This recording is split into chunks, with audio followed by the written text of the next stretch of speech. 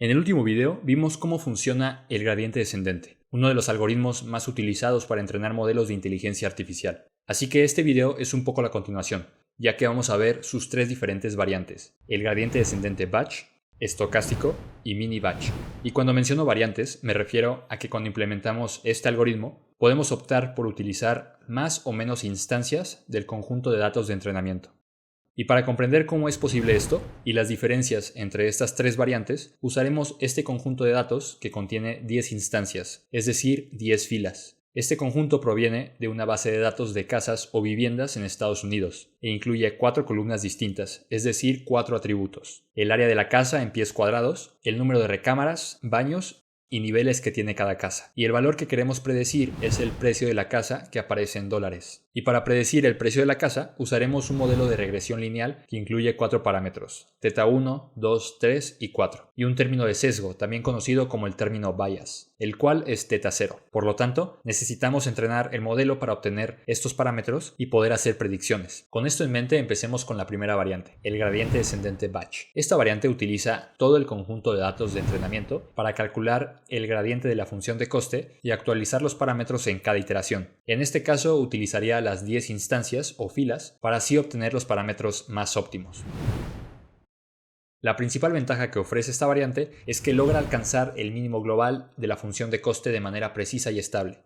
Y eso lo podemos ver en esta gráfica. En el eje vertical tenemos la función de coste, que es el error cuadrático medio, y en el eje horizontal tenemos el número de iteraciones. Entonces podemos ver cómo el error va disminuyendo poco a poco y alcanza el error mínimo cuando las iteraciones terminan. Con esta variante, el algoritmo converge de manera lenta pero estable, lo que asegura que se encuentren los parámetros más óptimos posibles. En esta gráfica observamos cómo el primer parámetro, θ 0, alcanza una convergencia estable con respecto al error cuadrático medio. Esta gráfica es similar a la que hemos visto, pero ahora se basa en cálculos reales. Podemos ver cómo se forma una especie de valle, y el algoritmo se detiene en el punto más bajo de este valle, que es a la mitad, donde el error es mínimo. Esto se cumple siempre y cuando la función de coste sea convexa, es decir, que solo tenga un mínimo global. Pero cuando la función de coste no es convexa y presenta mínimos locales, existe un riesgo de que con esta variante el algoritmo se quede atrapado en uno de esos mínimos locales en lugar de alcanzar el mínimo global, y esto ocasione que no encuentre los parámetros más óptimos posibles. Otro aspecto importante es que al procesar y almacenar todo el conjunto de datos de entrenamiento en cada iteración, el algoritmo se vuelve muy lento. Tal vez para conjuntos de datos pequeños como el nuestro, de 10 instancias, no haya ningún problema. Pero la situación cambia si tuviéramos un conjunto más grande, como por ejemplo de 10.000 instancias. En este caso, tendríamos que calcular la derivada de la función de coste para cada una de las instancias y atributos, lo que se traduce en 10.000 instancias multiplicadas por 4 atributos, que nos da un total de 40.000 cálculos en cada iteración. Y considerando que es común realizar alrededor de 1.000 iteraciones durante el entrenamiento, tendríamos que realizar un total de 40 millones de cálculos para completar el entrenamiento. Para implementar esta variante en Python, primero tenemos que importar las librerías que vamos a utilizar. Cargamos el conjunto de datos de un archivo CSV, que en este caso contiene más de 500 instancias en lugar de 10, para que podamos obtener parámetros más confiables. Seleccionamos solo las primeras 5 columnas, que son el precio, el área, el número de cuartos, baños y el número de pisos. Escalamos los valores, los separamos en un conjunto de datos de entrenamiento y uno de prueba, y después agregamos el término bias solo al conjunto de datos de entrenamiento. Esta parte solo fue para limpiar y preparar los datos. Ahora sí, para implementar como tal el algoritmo, declaramos la tasa de aprendizaje, el número de iteraciones e inicializamos los parámetros en valores aleatorios. Dentro del loop, calculamos el gradiente de la función de coste y actualizamos los parámetros en cada iteración. Y por último, imprimimos los parámetros más óptimos que obtuvo el algoritmo, y son con estos parámetros que podemos hacer predicciones. En contraste con la variante batch, donde se utiliza todo el conjunto de datos en cada iteración, el gradiente descendente estocástico opera de manera completamente opuesta. En esta segunda variante, seleccionamos una sola instancia al azar del conjunto de datos de entrenamiento en cada iteración para así calcular el gradiente de la función de coste y actualizar los parámetros. Es decir, en lugar de considerar todo el conjunto de datos en cada iteración como la variante batch, esta variante se enfoca en una sola instancia en cada iteración. La ventaja que ofrece esta variante es que al tratar con una sola instancia, el entrenamiento se vuelve mucho más rápido. Al concluir las iteraciones, esta variante se acerca bastante al error mínimo. Sin embargo, en contraste con la variante anterior, el camino trazado podemos ver que es menos estable. Y también podemos ver movimientos erráticos en la gráfica. Pero estos movimientos erráticos también facilitan que esta variante sea ideal para escapar de mínimos locales, a diferencia de la variante batch que se queda atascada.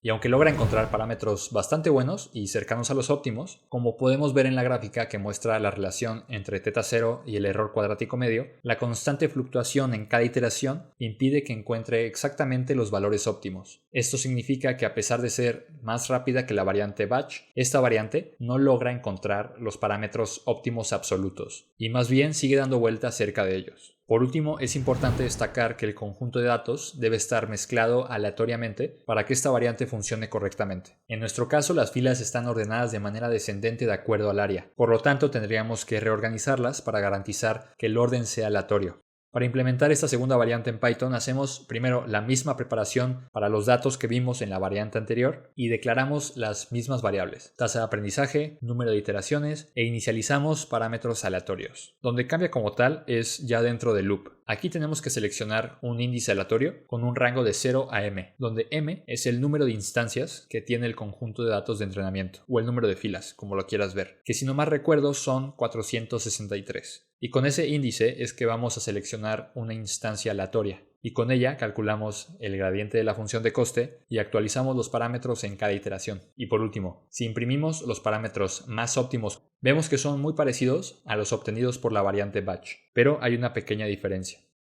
Bien, una vez que hemos entendido la variante batch, que utiliza todo el conjunto de datos en cada iteración, y la variante estocástica, que utiliza una sola instancia en cada iteración, la tercera variante, el gradiente descendente mini batch, se podría describir como un punto medio entre ambos. En lugar de utilizar todo el conjunto de datos o una sola instancia, esta variante calcula el gradiente de la función de coste y actualiza los parámetros con respecto a un subconjunto aleatorio en cada iteración, lo que le permite aprovechar ciertas ventajas de las anteriores variantes. En nuestro caso, si el conjunto de datos que hemos estado utilizando tiene un total de 10 instancias, con esta variante crearíamos subconjuntos aleatorios más pequeños en cada iteración, por ejemplo de 3 instancias cada uno. En la gráfica del error cuadrático medio podemos ver cómo tiene pequeñas fluctuaciones, pero es mucho más estable que la variante estocástica y logra alcanzar el error mínimo global.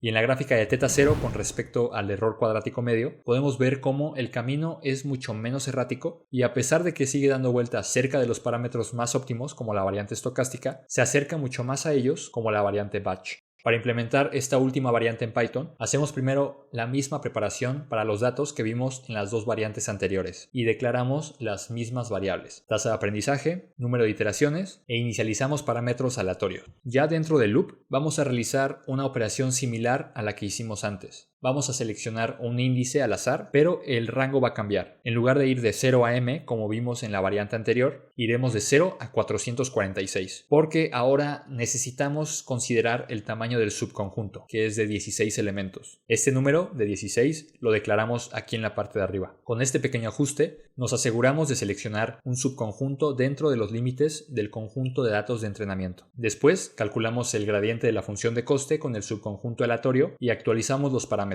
Y por último, imprimimos los parámetros más óptimos que obtuvimos y vemos que son muy parecidos a los obtenidos por las variantes anteriores. En resumen, el gradiente descendente batch utiliza todo el conjunto de datos de entrenamiento en cada iteración para calcular el gradiente y actualizar los parámetros del modelo. Y a pesar de que es lento, es el único que logra encontrar los parámetros óptimos absolutos, siempre y cuando la función de coste sea convexa. El gradiente descendente estocástico utiliza una sola instancia aleatoria para hacer el mismo cálculo y en consecuencia es el más rápido. Y los movimientos erráticos que ocasiona esto le pueden ayudar a escapar de mínimos locales, pero no logra encontrar los parámetros óptimos absolutos, sino unos muy cercanos a ellos. Y por último, el gradiente descendente mini batch utiliza un subconjunto aleatorio en cada iteración. En términos de velocidad, es un punto medio entre la variante batch y la variante estocástica. Y en términos de los parámetros más óptimos, es mejor que la variante estocástica y su estabilidad es muy similar a la variante batch. Por lo tanto, elegir entre implementar el gradiente descendente batch, estocástico o mini batch va a depender de diversos factores como el tamaño del conjunto de datos, qué tan complejo es el modelo y los recursos computacionales que tengamos disponibles. Hemos llegado al final del video. Si tienes alguna duda, te invito a dejarla en los comentarios. Si te ayuda el video, no olvides suscribirte y darle like. Nos vemos en la próxima.